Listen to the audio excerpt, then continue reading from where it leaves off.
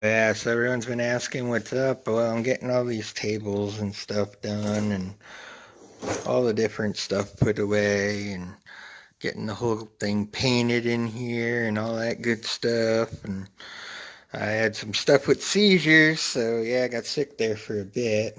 And then I had some teeth stuff done and oh yeah, it's fun.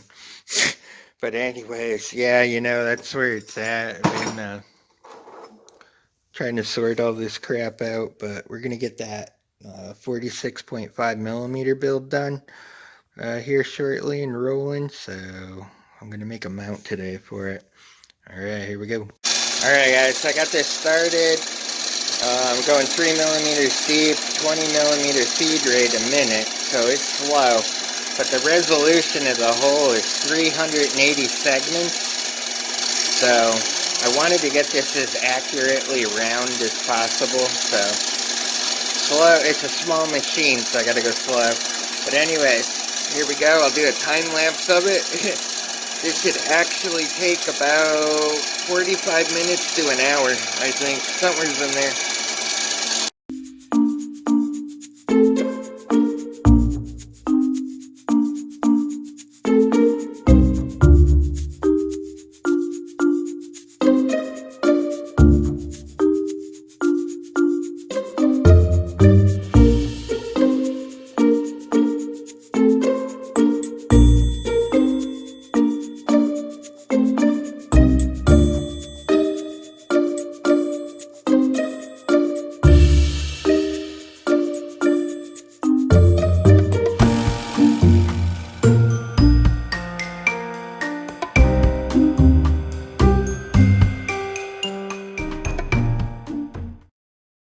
Alright, so we got this all mounted up now.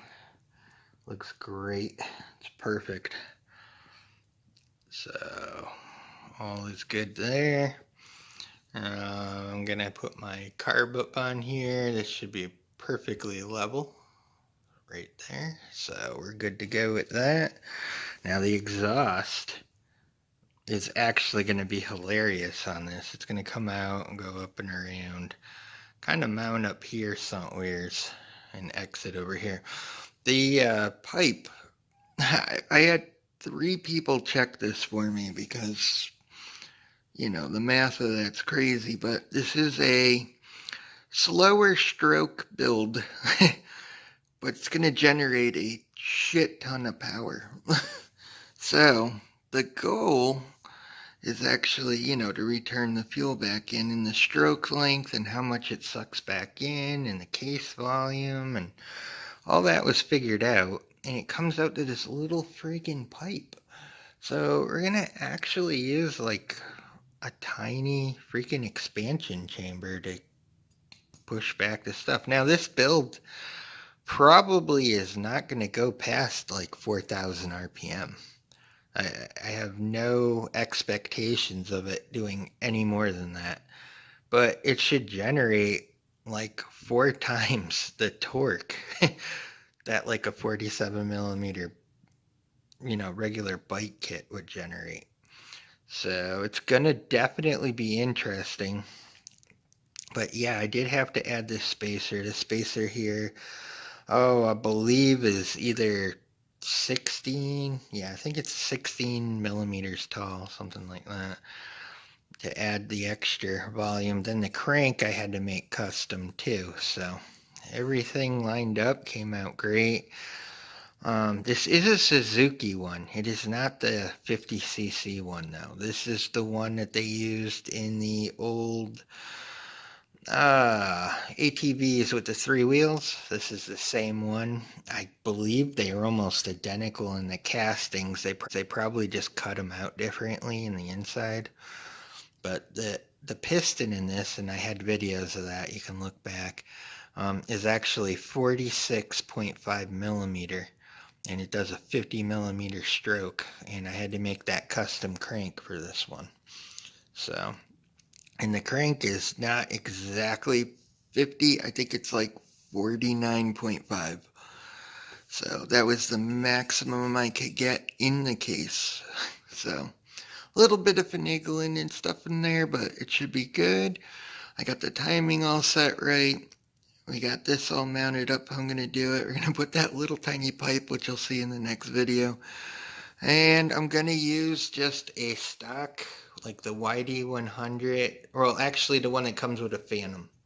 We're going to use one of those carbs and change the jets and stuff in it because I need some pretty good sized jets in a 19 millimeter carb to make this work according to the specs on it. So we're going to do a bunch of stuff on this coming. I have one of these as well. One of those MMG chains. These are like the Mac Daddy of not breaking. I've had such good luck with these chains. I don't,